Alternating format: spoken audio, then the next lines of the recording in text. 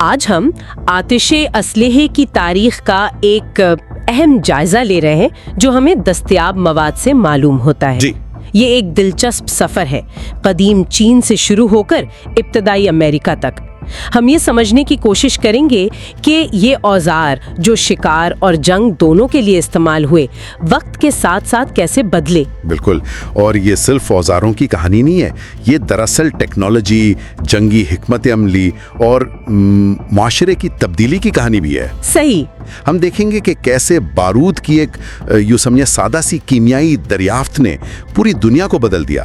ہاتھ کی ابتدائی توپوں سے لے کر پھر وہ پیچیدہ میکانزم جیسے میچ لاک، ویل لاک اور فلنٹ لاک تک کا سفر. تو ابتدا ہوئی چین سے 9ویں صدی میں بارود کی دریافت. دلچسپ بات یہ ہے، اور ذرائع بھی یہی بتاتے ہیں، کہ اس کا پہلا استعمال فوجی نہیں تھا. جی ہاں، یہ اہم نکتہ ہے. شروع میں آتش بازی، تقریبات، ان چیزوں میں استعمال ہوا. فوجی استعمال تو بعد میں آیا، جیسے وہ بارود والے تیر یا فائر لینس جن کا ذکر ملتا ہے. بالکل. اور پھر یہ علم، یہ ٹیکنالوجی مشرق سے مغرب تک پہنچی. اس میں تقریباً آپ کہیں 3 صدیاں لگ گئیں. 3 صدیاں کیسے پہنچی ہوگی یہ؟ ممکنہ طور پر منگولوں کے ذریعے، یا پھر کچھ یورپی مفکرین جیسے راجر بیکن، ان کی تحریروں سے بھی اشارے ملتے ہیں. اچھا. خیر 14ویں صدی تک یورپ میں باقاعدہ توپیں بننا شروع ہو گئیں، اور پھر اس کے فوراً بعد ہاتھ والی توپیں یعنی ہینڈ کیننز. ہینڈ کیننز یہ کیسی ہوتی ہوں گی؟ بہت سادہ، بس ایک نلکی سمجھ لیں. بھاری، چلانے میں مشکل، اور سچ پوچھیں تو زیادہ مؤثر بھی نہیں تھی. تو کیا یہ صرف ڈرانے کے کام آتی تھی شروع میں؟ بہت ممکن ہے. یہ ایک اہم سوال ہے کہ ان کا اصل اثر کیا تھا. شاید نفسیاتی زیادہ ہو. خیر اگلا بڑا قدم تھا ان کو چلانے کے طریقے کو بہتر بنانا، یعنی اگنیشن سسٹم. ہاں، بارود کو آگ کیسے لگائی جائے، یہ مسئلہ ہوگا. بالکل. تو پہلا مؤثر نظام آیا میچ لاک. یہ کیسے کام کرتا تھا؟ اس میں ایک جلتی ہوئی رسی ہوتی تھی جسے سلو میچ کہتے ہیں. ایک سادہ سے لیور کے ذریعے اس رسی کو پین میں رکھے بارود تک لایا جاتا تھا. اچھا. آرکیوبس جیسی ابتدائی بندوقیں اسی پر چلتی تھی، اور اس نے جنگی حکمت عملیوں کو بھی بدلا، جیسے وہ پائک اینڈ شارٹ فارمیشنز. لیکن اس میں کچھ خامیاں بھی ہوں گی. بالکل. سب سے بڑی خامی تو یہ تھی کہ گیلے موسم میں یہ بالکل بیکار ہو جاتا تھا. رسی بجھ جاتی ہوگی. جی ہاں، اور رات کے وقت وہ جلتی ہوئی رسی دور سے دشمن کو آپ کی پوزیشن بتا دیتی تھی. یہ تو بڑا مسئلہ ہے. اسی لیے پھر ویل لاک ایجاد ہوا. یہ زیادہ پیچیدہ تھا، ایک طرح سے گھڑی کے میکانزم جیسا. چابی سے چلتا تھا، اور ایک پتھر چکماک اسے رگڑ کر چنگاری پیدا کرتا تھا. یہ تو کافی جدید لگتا ہے. تھا، لیکن بہت مہنگا اور نازک بھی تھا. اسی لیے یہ عام فوجیوں کے استعمال میں کم آیا. زیادہ تر شکاری، امرا، وہ لوگ استعمال کرتے تھے. تو پھر عام فوجی کے لیے کیا حل نکلا؟ حل آیا فلنٹ لاک کی صورت میں. یہ ایک طرح سے بہترین توازن تھا. کیسے؟ یہ نسبتاً سستا تھا وہی لاک کے مقابلے میں، زیادہ قابل اعتبار تھا میچ لاک سے، اور استعمال میں بھی آسان. اس میں چکماک کا پتھر سٹیل سے ٹکرا کر چنگاری پیدا کرتا تھا. اچھا. یہ اتنا کامیاب ہوا کہ تقریباً 2 صدیوں تک فوجی ہتھیاروں کا بنیادی معیار بنا رہا. 2 صدیاں؟ واو. جی، وہ مشہور زمانہ برطانوی براؤن بیس مسکٹ اور فرانسیسی شارلوویل مسکٹ، یہ سب فلنٹ لاک ہی تھیں. براؤن بیس اور شارلوویل، ان کا نام تو امریکی انقلاب کے حوالے سے بہت سنا ہے. یہ کیسی بندوقیں تھیں؟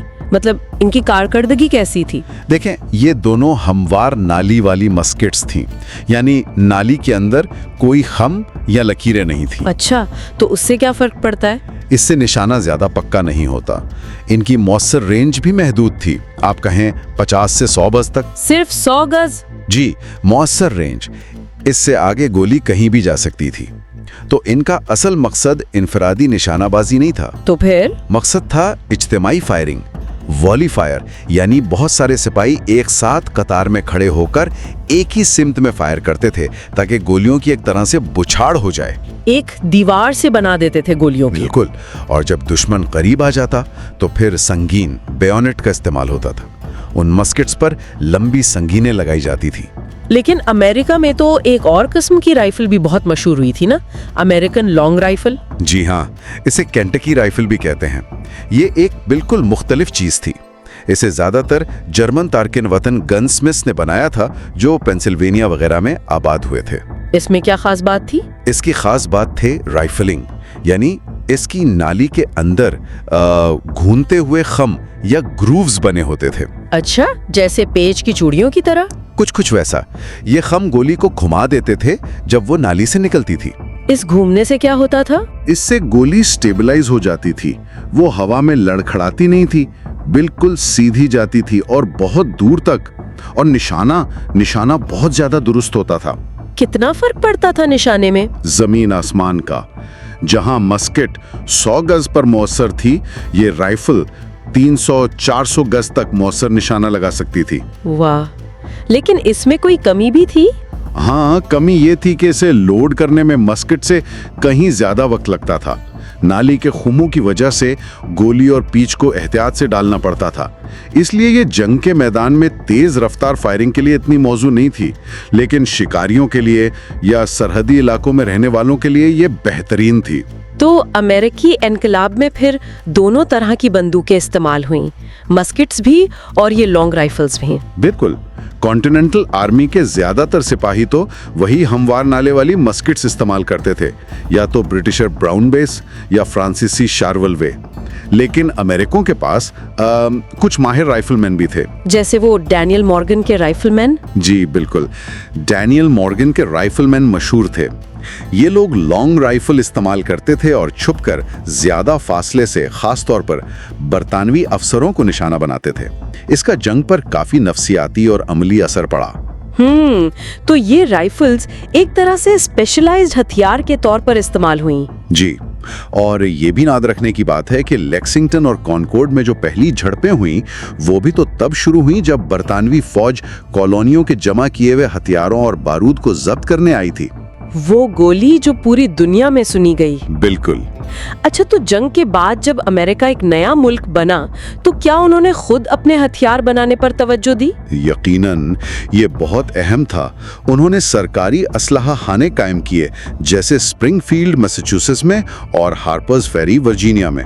اور وہاں کیا بنتا تھا؟ وہاں انہوں نے اپنی معیاری فوجی بندوقیں بنانا شروع کی، جو 1795 ماڈل مسکٹ تھی۔ وہ امریکی فوج کی پہلی باقاعدہ معیاری بندوق بنی۔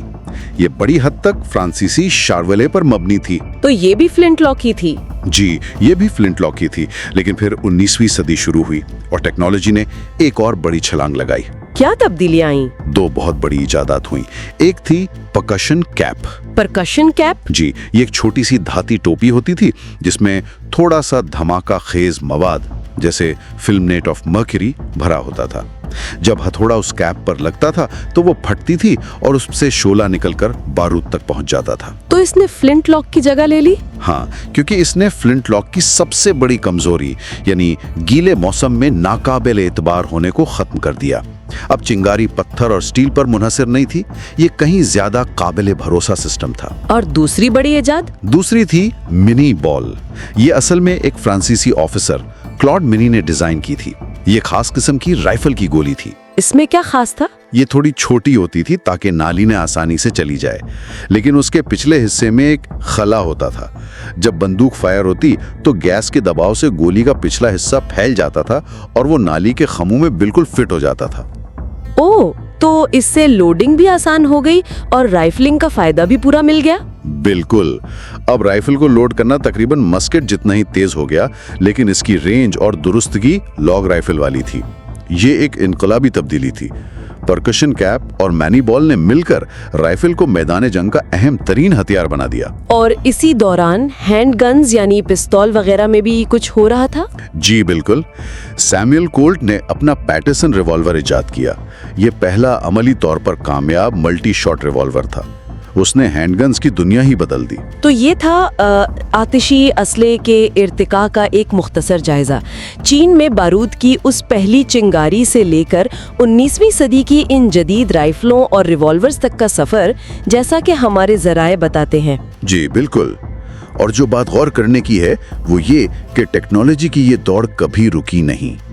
ہر نئی ایجاد، ہر بہتری نے نہ صرف جنگ کے طریقوں کو بدلا بلکہ اس کے گہرے اثرات معاشرے پر، سیاست پر، ہر چیز پر پڑے۔ صحیح کہا۔ اور یہ ہمیں سوچنے پر مجبور کرتا ہے کہ یہ ارتقاء آج کہاں کھڑا ہے اور مستقبل میں کیا رخ اختیار کرے گا، اس کی کیا نتیجے ہوں گے۔